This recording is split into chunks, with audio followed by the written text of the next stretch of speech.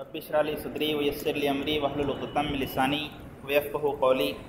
قال الله تعالى في القرآن المجيد والفرقان الحميد: اليوم اكملت لكم دينكم واتممت عليكم نعمتي ورضيت لكم الاسلام دينا.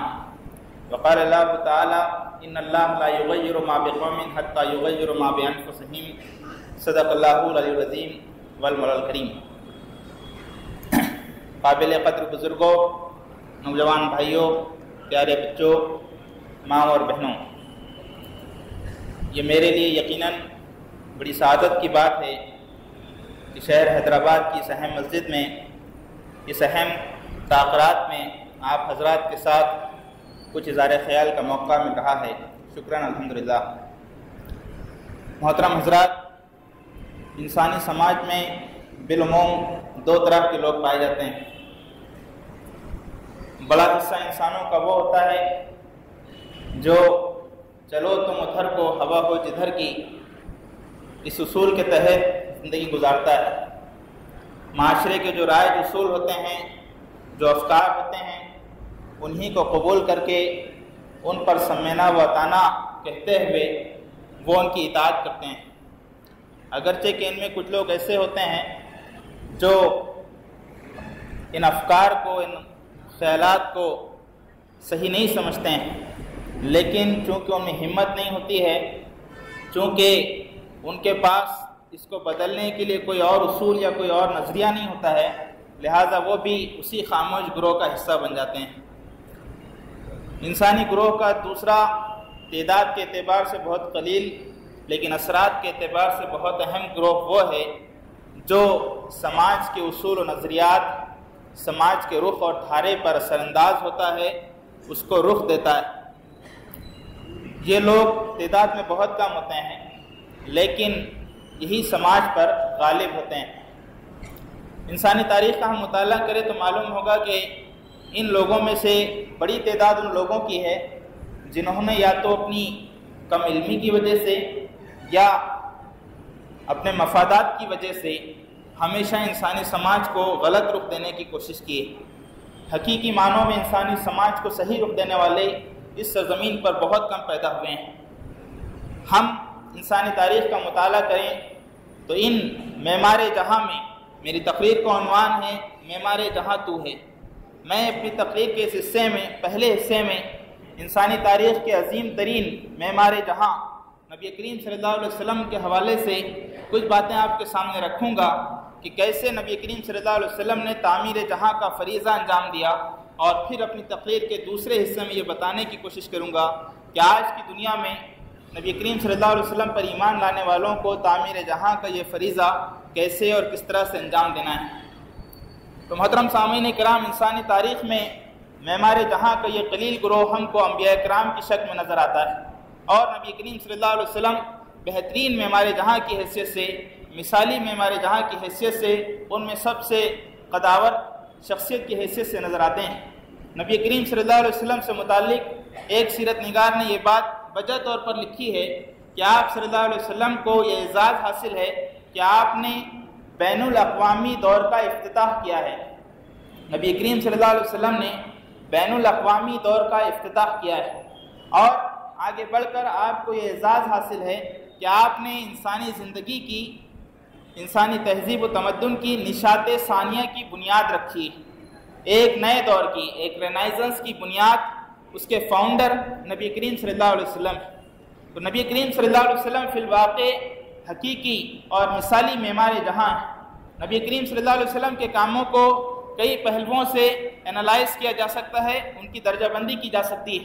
میں یہاں یہ بتانے کی کوشش کروں گا کہ آپ صلی اللہ علیہ وسلم نے جو انقلاب لایا وہ کسی ایک میدان کا انقلاب نہیں تھا، بلکہ یہ انقلاب ایک ہماگیر انقلاب تھا. اس نے زندگی کے سارے گوشوں کو متاثر کیا تھا. آپ صلی اللہ علیہ وسلم کا انقلاب ایک معاشی انقلاب تھا، ایک معاشی انقلاب تھا. مال کے تصور کو نبی کریم صلی اللہ علیہ وسلم نے از سر نو ڈیفائن کیا. مال کا ایک تصور یہ تھا کہ وہ انسان زرپرست بن کر، مال اور دولت کا غلام بن کر، بندہ بن کر زندگی گزارے. مال کا ایک تصور یہ ہے کہ انسان خدا کی بندگی میں مال اور دولت سے کنارہ کشی اختیار کر لی. اللہ کے رسول صلی اللہ علیہ وسلم نے قرآن مجید کی آیت کی روشنی میں کہ وَأَمْوَالَكُمُ الَّتِي جَعَلَ اللَّهُ لَكُمْ قِيَامًا، ہم نے مال کو تمہارے قیام زندگی کا ذریعہ بنایا ہے، اس آیت کی روشنی میں مال کا ایک اعتدال اور توازن پر مبنی تصور دیا کہ مال نہ تو بندگی اور غلامی کی جانے والی چیز ہے اور نہ یکسر نظر انداز کی جانے والی چیز ہے۔ پھر آگے بڑھ کر زکوٰۃ اور سود کے نظام کے ذریعے سے اس کا ایک مثالی نظام قائم کیا، لا یکونا دولتم بین الاغنیاء منکم۔ قرآن مجید نے جب یہ بات کہی کہ تمہاری دولت صرف امیروں کے درمیان اور صرف دولت مندوں کے درمیان گردش نہ کرتی رہے، تو اس کی تشریح کے طور پر نبی کریم صلی اللہ علیہ وسلم نے عملی جدوجہد کے ساتھ زکوٰۃ کا ایک ایسا نظام قائم کر دیا جس کے بعد چند سالوں کے اندر معاشرے سے غربت 100%، 100% پاورٹی ایریڈیکیشن کا کام نبی کریم صلی اللہ علیہ وسلم نے ان بنیادوں پر اور ان اصولوں پر کیا۔ قرآن مجید نے جب یہ کہا کہ وہ احل اللہ البیع وحرم الربا، ہم نے تجارت کو حلال کیا ہے، سود کو حرام کیا ہے، تو نبی کریم صلی اللہ علیہ وسلم نے آگے بڑھ کر یہ بات کہی کہ میں سب سے پہلے اپنے چچا حضرت عباس کا سود معاف کرتا ہوں، اور اس کے بعد پھر سود کو اس کی پوری قباحت کے ساتھ، اس کی پوری کراہیت کے ساتھ اس معاشرے سے ختم کرنے کی کوششیں فرمائیں۔ تو نبی کریم صلی اللہ علیہ وسلم کا پیدا کردہ انقلاب ایک معاشی انقلاب، یہ انقلاب ایک تعلیمی انقلاب بھی تھا۔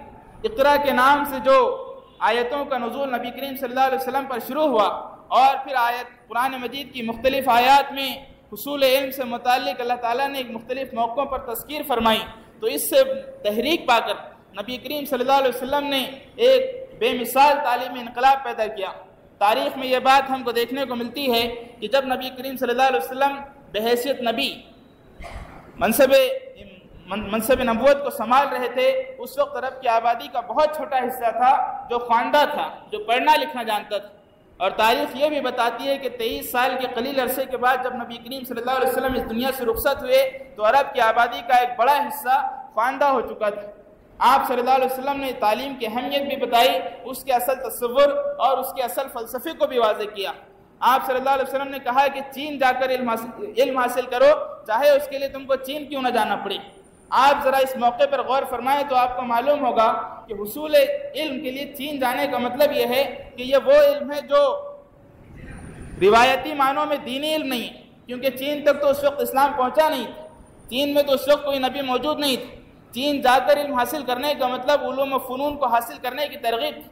غزوہ بدر میں جب کفار و مشرکین قید ہوئے، اور قید ہونے کے بعد جب فدیے کے طور پر ان کو چھوڑنے کا تذکرہ ہوا، اور ایسے کچھ کفار و مشرکین ملے جو اتنا پیسہ، اتنی دولت نہیں رکھتے تھے کہ فدیے کے طور پر دے سکیں، تو نبی کریم صلی اللہ علیہ وسلم نے اس موقع سے یہ شرط لگائی کہ تم میں سے جو آدمی ہمارے بچوں کو پڑھنا لکھنا سکھا دے، علم دے دے، ہم اس کو فدیے کے طور پر قبول کریں گے، تم کو چھوڑ دیں گے۔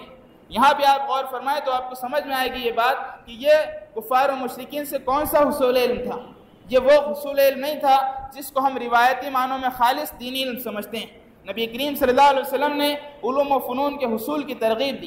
پھر آپ صلی اللہ علیہ وسلم نے محض علوم و فنون کے حصول کی ترغیب نہیں دی، بلکہ اس کے تصور کو واضح کیا۔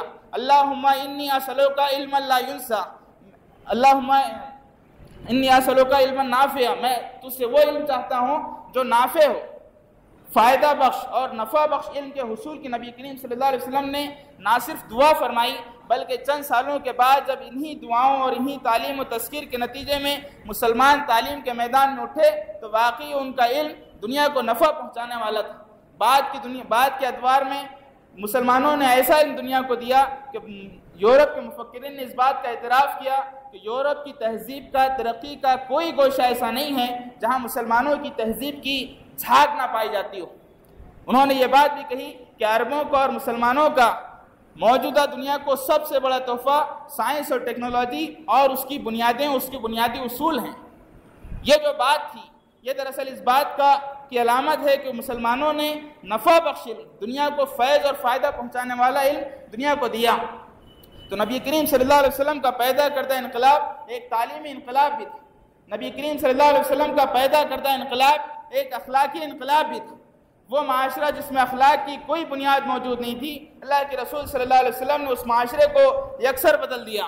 یہ اخلاقی انقلاب ہی تھا کہ کہ جس کے نتیجے میں وہ قوم جس کی گھٹی میں شراب پڑی رہتی تھی، جب اس سے کہا گیا کہ شراب حرام ہو گئی تو انہوں نے اپنے ہاتھوں سے، اپنے منہ سے اور اپنے پیٹ سے شراب کو اگل دیا۔ یہ اخلاقی انقلاب ہی تھا کہ ایک صحابی جو زمانہ جاہلیت میں کسی عورت سے عشق کیا کرتے تھے، جب ان سے کہا گیا، جب وہ دامن اسلام میں آئے، اسلام کے دامن میں آئے، اسلام قبول کر لیا، اور اسلام کے قبول کرنے کے بعد چند دنوں کے بعد کوئی وہی خاتون جس سے وہ عشق کیا کرتے تھے وہ ان کو بازار میں ملی اور مل کر کہنے لگی کہ آؤ بیٹھ کر کچھ دیر باتیں کریں گے، تو ان صحابی نے فوراً یہ جواب دے دیا کہ اب اللہ اور اس کے رسول کی اطاعت کے بعد آدھے تیتر اور آدھے بٹیر والی، آدھی تاریکی اور آدھی روشنی والی زندگی ہمارے لیے قابل قبول نہیں ہے۔ اب میں تمہارے ساتھ تنہائی میں کیا، لوگوں کے ساتھ بھی بیٹھ نہیں سکتا ہوں۔ یہ اخلاقی انقلاب ہی تھا کہ ایک صحابی کو کسی جنگ کے موقعوں سے ہیرو بھرا تاج ملا، اور اس تاج کو انہوں نے وقت کے سپہ سالار کے پاس رات کی تنہائی میں لا کر دے دیا۔ وقت کے سپہ سالار نے حیرت اور تعجب سے پوچھا کہ کیا بات ہے، ہیروں سے بھرے ہوئے اس تاج کو جس کو کسی نے تم کو رکھتے ہوئے نہیں دیکھا تھا، کیوں تم نے مجھے لا کر لوٹا دیا اور رات کی اس تنہائی میں لوٹا دیا؟ انہوں نے کہا کہ اللہ تعالیٰ مجھے دیکھ رہا ہے اور میں اس کے حضور احساس سے جواب دہی رکھتا ہوں۔ پوچھنے والے نے پوچھا کہ تمہارا نام تو بتاؤ۔ اس نے کہا کہ اگر میں اپنا نام بتا دوں گا تو اللہ کے حضور آخرت میں کیا صلہ پاؤں گا؟ کتابوں میں آج بھی ان صحابی کا نام ہم کو نظر نہیں آتا ہے۔ یہ اخلاقی انقلاب ہی تھا کہ وہ خاتون غامدیہ، وہ مرد ماعز بن اسلمی جن سے زنا کا فیض سرزد ہوا، انہوں نے لا کر اپنے آپ کو نبی کریم صلی اللہ علیہ وسلم کے حوالے کر دیا کہ ہم پر زنا کی حد جاری کر دیجئے تاکہ کل آخرت میں ہم اللہ کے حضور عذاب سے بچ جائیں۔ ان کو عدالت میں گھسیٹ کر نہیں لایا گیا، ان پر مقدمات نہیں چلائے گئے۔ دور حاضر کی طرح، دلی کے واقعے کی طرح احتجاج، دھرنوں کا، پروٹیسٹ کا کوئی سلسلہ شروع نہیں ہوا۔ یہ اخلاقی انقلاب کی مختلف مثالیں۔ پھر نبی کریم صلی اللہ علیہ وسلم کا پیدا کردہ انقلاب ایک سماجی انقلاب بھی تھا۔ وہ معاشرہ جس پر کوئی حکومت کرنا پسند نہیں کرتا تھا، جس میں سماج کی بنیادی قدروں کا کوئی دور دور تک نشان نہیں تھا، اللہ کے رسول صلی اللہ علیہ وسلم نے اس کو یکسر بدل دیا۔ وہ معاشرہ جو عرب اور عجم کی، گورے اور کالے کی بنیادوں پر تقسیم ہوا تھا، اللہ کے رسول صلی اللہ علیہ وسلم نے اس کی اثر نو تشکیل فرمائی۔ سیدنا بلال کو، ایک کالے آدمی کو، موٹے ہونٹوں والے آدمی کو یہ شرف ملا، یہ شرف بخشا گیا کہ وہ کعبۃ اللہ پر چڑھ کر اذان دے۔ کعبۃ اللہ پر چڑھ کر اذان دینا فتح مکہ کے بعد تنہا ایک اذان نہیں تھی۔ سیرت نگاروں نے لکھا ہے کہ کعبۃ اللہ پر اذان اسلام کی برتری کا سرکاری اعلان تھا۔ کعبۃ اللہ کی اذان اسلام کی برتری کا سرکاری اعلان تھا جو فتح مکہ کے بعد ہوا، اور یہ سرکاری اعلان ایک کالے فرد نے، موٹی ہونٹوں والے فرد نے انجام دیا۔ اسی بلال حبشی کو ایک موقع پر ابو ذر غفاری نے کہہ دیا، او کالی عورت کے بچے۔ نبی کریم صلی اللہ علیہ وسلم نے کہا کہ تم میں ابھی تک جاہلیت کی بو باس موجود ہے۔ ابو ذر غفاری فوراً اپنی ناک کو بلال حبشی کے قدموں میں ڈال دیتے ہیں کہ اے بلال، اس ناک کو اپنے پیروں سے رگڑو، یہ ناک اسی بات کی مستحق ہے۔ یہ وہ سماجی انقلاب تھا جس میں ہر طرح کے عدم مساوات کو، تفریق کو، امتیاز کو ختم کر دیا گیا تھا۔ اسی سماجی انقلاب کا نتیجہ تھا کہ غلام باپ کے غلام بیٹے کو، اسامہ بن زید کو جید ترین علماء ابو بکر اور عمر کی موجودگی میں سپہ سالاری دی گئی۔ یہ سماجی انقلاب ہی تھا کہ وہ عورت جس کو زندہ درے گور کر دیا جاتا تھا، اس کو ایسی عزت دی گئی، اس کو ایسا تحفظ فراہم کیا گیا کہ نبی کریم صلی اللہ علیہ وسلم نے فرمایا ایک وقت آئے گا جب ایک عورت سنا سے حضر الموت تک سونا اچھالتی ہوئی جائے گی اور کوئی اس کو چھیڑنے والا نہیں ہوگا۔ اور وقت نے دیکھا کہ ایسا دور آیا۔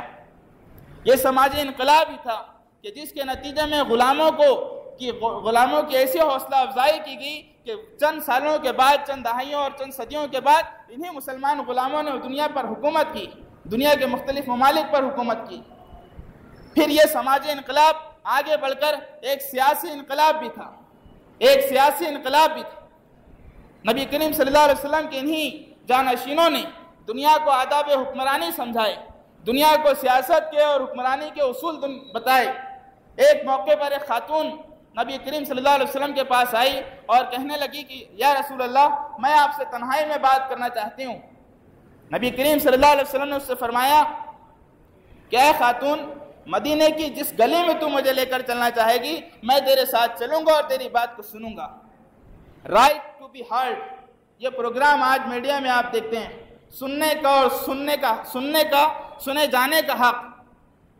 آج سے کئی صدیوں پہلے انسانی زندگی کی نشاط ثانیہ جب ہو رہی تھی، اللہ کے رسول صلی اللہ علیہ وسلم نے رائٹ ٹو بی ہرڈ کی عملی مثال پیش کی۔ اس سے کہا کہ چلو مدینے کی جس گلی میں چلنے کے لیے کہو گی میں تمہاری بات کو سننے کو تیار ہوں۔ سید القوم خادم ہوں، قوم کا سردار قوم کا خادم ہوتا ہے۔ اس اصول پر آداب حکمرانی دنیا کو بتائے۔ سیدنا ابوبکر صدیق نے زمامِ کار سنبھالی تو زمامِ کار سنبھالتے ہوئے یہ بات کہی کہ تم میں جو کمزور ہے وہ میرے نزدیک طاقتور ہے، اور تم میں کا جو طاقتور ہے وہ میرے نزدیک کمزور ہے، تاوقت یہ کہ انصاف نہ ہو جائے۔ آداب حکمرانی دنیا کو بتائے۔ عمر فاروق ایک موقع پر گشت کر رہے تھے، اور گشت کرنا بجائے خود اپنے آپ میں ایک نئی دریافت تھی۔ یہ پیٹرولنگ کا لفظ جو آج ہم دنیا میں سنتے ہیں، رات میں مختلف کبھی پولیس کے ذمہ داران کبھی اور انتظامیہ کے لوگ جب پیٹرولنگ کرتے ہیں، سیدنا عمر فاروق نے پیٹرولنگ کی بنیاد ڈالی۔ آپ رات کو گشت کرتے ہوئے جب ایک فرد کے پاس پہنچے، ایک یہودی کے پاس، بوڑھے یہودی کے پاس بھیک مانگ رہا تھا، پوچھا تو بتایا کہ جزیہ، جوانی میں جزیہ دیتے دیتے غریب ہو چکا ہوں، اب اتنی سکت نہیں کہ کما سکوں، لہٰذا بھیک مانگ رہا ہوں۔ فاروق اعظم رضی اللہ تعالیٰ عنہ نے اسی موقع پر ان کو وظیفہ دینا جاری کر دیا۔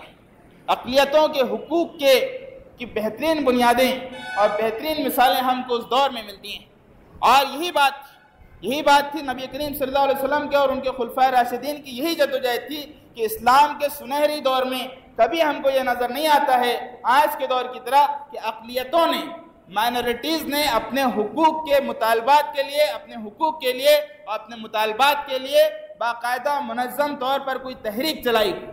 اقلیتوں کو ان کی تحریک چلانے کا موقع نہیں دیا گیا۔ اپنے لوگ تو ٹھیک، لیکن جو اقلیتیں تھیں، جو لسانی اقلیتیں تھیں، جو مذہبی اقلیتیں تھیں، مختلف بنیادوں پر جو اقلیتیں تھیں، ان کے حقوق کی اس درجے تکمیل کی گئی کہ کبھی ان کو اپنی طرف سے کوئی تحریک مطالبات کی چلانے کی ضرورت پیش نہیں آئی۔ سامعین کرام، میں نے وقت کی قلت کے سبب یہ چند مثالیں مختلف ڈومین سے، مختلف جہتوں سے آپ کے سامنے صرف اس غرض سے گوشہ گزار کی ہیں کہ نبی کریم صلی اللہ علیہ وسلم کا پیدا کردہ انقلاب صرف ایک میدان کا انقلاب نہیں تھا۔ یہ انقلاب آگے بڑھ کر سب سے اہم، یہ انقلاب ایک نظریاتی انقلاب، یہ انقلاب ایک نظریاتی انقلاب، اور اس نظریاتی انقلاب کے تحت اللہ کے رسول صلی اللہ علیہ وسلم نے یہ بات کہی، قولوا لا الہ الا اللہ تفلحون، اس کلمے کو قبول کرو تم کامیاب ہو جاؤ گی، اس کلمے کو قبول کرو، عرب تمہارے قدموں میں آئے گا، عجم تمہارے پیچھے چلا آئے گا۔ اس کلمے کو قبول کرو، عرب تمہارے قدموں میں ہوگا اور عجم تمہارے پیچھے چلا آئے گا۔ اس کلمے کو قبول کرنے کے نتیجے میں انسان کو سارے لوگوں کی، ساری مخلوقات کی غلامی سے، ساری تنگیوں سے نکال کر اللہ تعالیٰ کی، اللہ وحدہ لا شریک کی غلامی میں اور اس کی بندگی میں دے دیا، اور پھر مکمل طور پر اس کو آزاد کر دیا۔ یہ وہ نظریاتی انقلاب جس نے کلمہ لا الہ الا اللہ کی بنیاد پر ایک نئے تمدن کی بنیاد ڈالی۔ سامعین کرام، نبی کریم صلی اللہ علیہ وسلم کا پیدا کردہ انقلاب کسی ایک میدان کا انقلاب نہیں تھا۔ آپ نے تعمیر جہاں کا فریضہ کسی ایک میدان تک محدود نہیں رکھا، بلکہ آپ کا تعمیر جہاں کا فریضہ تعلیم کے میدان میں بھی تھا، معاش کے میدان میں بھی تھا، سماج اور تہذیب اور تمدن کے میدان میں بھی تھا، اخلاقیات اور روحانیت کی سطح پر بھی تھا، سیاست کی اور حکمرانی کی سطح پر بھی تھا، اور سب سے بڑھ کر بنیادی طور پر نظریے کی، عقیدے کی سطح پر تھا۔ یہ اللہ کے رسول صلی اللہ علیہ وسلم کا پیدا کردہ ہماگیر انقلاب ہے، جس کو اس کے من کے ماننے والوں کو اپنے ذہن میں رکھنا چاہیے۔ ہم نبی کریم صلی اللہ علیہ وسلم کی امتی، آپ کے نام لیوا، آپ کے مشن کو آگے بڑھانے والے، آج ہمارے لیے یہ ضروری ہے کہ آپ کے اسی مشن کو، اسی ہماگیر انقلاب والے مشن کو، اسی ہماگیر تبدیلی والے مشن کو آج ہم برقرار رکھیں، آج ہم اپنی حیثیت کا تعین کریں۔ ہم بھی معمار جہاں ہیں، جس طرح نبی کریم صلی اللہ علیہ وسلم نے معمار جہاں کا فریضہ انجام دیا، آج ہم بھی معمار جہاں۔ قرآن مجید نے ہماری حیثیت یہی متعین کی، کنتم خیر امت اخرجت للناس، ہم کو خیر امت کا لقب دیا ہے۔ آج ہم دیکھتے ہیں کہ آج کی دنیا میں مختلف کارناموں کے لیے ایوارڈز ملتے ہیں، اور بڑے کارناموں کے لیے لائف ٹائم ایوارڈز ملتے ہیں۔ امت مسلمہ کو ایک لائف ٹائم ایوارڈ ملا ہے، رہتی دنیا تک کے لیے ایک لقب اس کے ساتھ لگایا گیا ہے، وہ لقب ہے خیر امت کا لقب، وہ لقب ہے امت وسط کا لقب۔ یہ امت بیچ کی امت ہے، یہ امت بہترین امت، یہ امت ساری امتوں میں ایک مرکزی کردار ادا کرنے والی امت ہے۔ امت وسط کے معنی کیا ہے؟ جس طرح ہمارے جسم میں دل کا رول ہوتا ہے، دل کی حیثیت مرکزی حیثیت ہوتی ہے، جسمانی طور پر بھی ہوتی ہے، جغرافیائی طور پر کم و بیش بیچ میں ہوتا ہے، لیکن معنوی اعتبار سے، فنکشن کے اعتبار سے بھی دل کا کردار مرکزی کردار ہوتا ہے۔ دل اگر دھڑکنا بند کر دے تو انسانی جسم کی موت ہو جاتی ہے۔ انسانی جسم کی زندگی دل کی زندگی کے ساتھ وابستہ ہوتی ہے۔ امت مسلمہ انسانی سماج کا دل، امت مسلمہ انسانی سماج کا دل۔ آج اگر انسانی سماج مختلف مسائل سے دوچار ہے، آج اگر انسانی سماج تباہی اور بربادی کی طرف بڑھا چلا جا رہا ہے، نت نئے ایشوز سامنے آ رہے ہیں، ہر نیا نظریہ پہلے نظریے کے مقابلے میں زیادہ تباہ کن اور زیادہ گمراہ کن ثابت ہو رہا ہے، تو اس کی ایک بلکہ بڑی وجہ یہ ہے کہ اس انسانی سماج کے دل نے یعنی امت مسلمہ نے دھڑکنا بند کر دیا ہے۔ اس امت مسلمہ نے اپنے فنکشن کو انجام دینا بند کر دیا ہے۔ اس امت مسلمہ نے معمار جہاں کے فنکشن کے اور اس کی ذمہ داری کے انجام دہی سے اپنے آپ کو نیچے کر لیا ہے۔ آج انسانی سماج کی موت کی وجہ اس کے دل کی یعنی امت مسلمہ کے فنکشن میں پہلو دہی ہے۔ ہم دنیا کو دینے والے گروہ ہیں، ہم دنیا کے پیچھے چلنے والے گروہ نہیں۔ جیسا ہم نے اپنی گفتگو کی ابتدا میں یہ بات کہی کہ انسانی سماج کا ایک بڑا گروہ ہوتا ہے جو فالو کرتا ہے، بلائنڈلی فالو کرتا ہے، آنکھ بند کر کے تقلید کرتا ہے۔ امت مسلمہ وہ گروہ نہیں، صرف افراد کی حد تک نہیں، من حیث الجماع بھی امت مسلمہ وہ گروہ نہیں ہے جس کو دنیا کو بلائنڈلی فالو کرنا ہے، اس کو دنیا کو لیڈ کرنا ہے۔ الید العلیٰ خیر من الید السفلیٰ، دینے والا ہاتھ لینے والے ہاتھ سے بہتر ہے۔ ہم اکثر یہ حدیث سنتے ہیں، مساجد میں سنتے ہیں، خطبات کے دوران سنتے ہیں، اس منبر سے سنتے ہیں، اور مسجد کے گیٹ پر جا کر 10 روپے خیرات یہ سوچ کر دیتے ہیں کہ دینے والا ہاتھ لینے والے ہاتھ سے بہتر ہوتا ہے۔ سامعین کرام، لینے اور دینے کی چیز صرف پیسہ نہیں، بہت ساری چیزیں دنیا کو دی بھی جاتی ہیں اور دنیا سے لی بھی جاتی ہیں، اور امت مسلمہ اپنی اصل کے اعتبار سے، اپنے منصب کے اعتبار سے وہ گروہ ہے جو دنیا کو دینے والا ہے۔ کیا چیزیں؟ صرف پیسہ نہیں، تہذیب اور تمدن، سلیقہ، طریقہ زندگی، نسب العین اور مشن، کلچر، سویلائزیشن، پسند اور ناپسند کے معیارات، حق و باطل کی کسوٹی، یہ ساری چیزیں دنیا کو دی بھی جاتی ہیں اور دنیا سے لی بھی جاتی ہیں۔ امت مسلمہ اپنی اصل کے اعتبار سے وہ گروہ ہے جو ان ساری چیزوں کو دنیا کو دینے والا ہے۔ یہ دنیا کو کلچر اور تہذیب دینے والا ہے، یہ دنیا کو نسب العین بتانے والا ہے، یہ دنیا کو پسند اور ناپسند کے معیارات بتانے والا ہے۔ اس کا یہ کام ہے کہ دنیا کے اندر ان ساری چیزوں کے لیے اپنے آپ کو لیڈنگ پوزیشن پر لائے، اپنے آپ کو ڈرائیونگ فورس کے طور پر سمجھے، چلانے والی قوت، سماج کو لیڈ کرنے والی قوت۔ خطبہ جمعہ کی ایک آیت عام طور پر پڑھی جاتی ہے، بلکہ بالعموم آخر میں پڑھی جاتی ہے، ان اللہ یامر بالعدل والاحسان وایتاء ذی القربی وینہی عن الفحشاء والمنکر والبغی۔ یہ قرآن مجید کی وہ اہم آیت ہے جو خطبہ جمعہ میں بالعموم ہمیشہ پڑھی جاتی ہے اور آخر میں پڑھی جاتی ہے۔ خطبہ جمعہ مسلمانوں کا ہفتے واری اجتماع ہے، اور اس ہفتے واری اجتماع کی یہ آخری آیت ہے۔ ہم نے اس آیت کو صرف اس حد تک سمجھ لیا ہے کہ یہ آیت اگر پڑھی جائے تو نیند سے بیدار ہونا ہے اور 2 رکعت فرض کے لیے کھڑے ہونا ہے۔ اللہ تعالیٰ تم کو حکم دیتا ہے، ان اللہ یامر بالعدل، عدل کا، والاحسان، احسان کا، وایتاء ذی القربی، قرابت داروں کے ساتھ حسن سلوک کا، وینہی، تمہیں منع کرتا ہے، عن الفحشاء، فحش کاموں سے، والمنکر، برائی سے، منکر سے، والبغی، اور انسان جو بغاوت پر اتر آیا ہے اس بغاوت سے منع کرتا ہے۔ یہ 3 کام جو کرنے کے بتائے گئے ہیں اور یہ 3 کام جو نہیں کرنے کے بتائے گئے ہیں، یہ ہماری حیثیت کو واضح کرتے ہیں کہ ہم کو کیا کام کرنا ہے۔ ہم کو عدل کا حکم دینا ہے۔ یہ دنیا جو ظلم و ناانصافی سے بھر گئی، یہ دنیا جس میں جنگل راج کا قانون نافذ ہو چکا ہے، جس میں طاقتور اپنی طاقت کے بل پر کمزوروں کو، بے بسوں کو اپنی مرضی سے چلا رہا ہے، جنگل میں بکری کو صرف اس وجہ سے کہ وہ کمزور ہے شیر کے رحم و کرم پر جینا پڑتا ہے۔ آج کی دنیا میں سروائیول آف دا فٹسٹ کا یہی قانون انسانی دنیا میں آ گیا ہے، اور اس کی تازہ ترین مثال یہ مصر ہے، جس میں فوج نے اپنے ڈنڈوں سے، اپنی طاقت سے جمہوریت کے نام نہاد دور میں اکثریت سے منتخب ہوئی لوگوں کو ہٹا دیا۔ طاقت کی حکمرانی، قوت کا ناجائز استعمال، ظلم و ناانصافی کا دورہ، جنگل راج کا قانون صرف ایک ملک میں نہیں، صرف ایک سپر پاور کی سطح پر نہیں، چھوٹے چھوٹے ملک تک، علاقوں تک، ریاستوں تک، شہروں تک اور گلیوں تک ظلم و ناانصافی کا یہ دورہ اپنی مختلف تعبیرات اور اپنی مختلف شکلوں کے ساتھ ہم کو نظر آتا ہے۔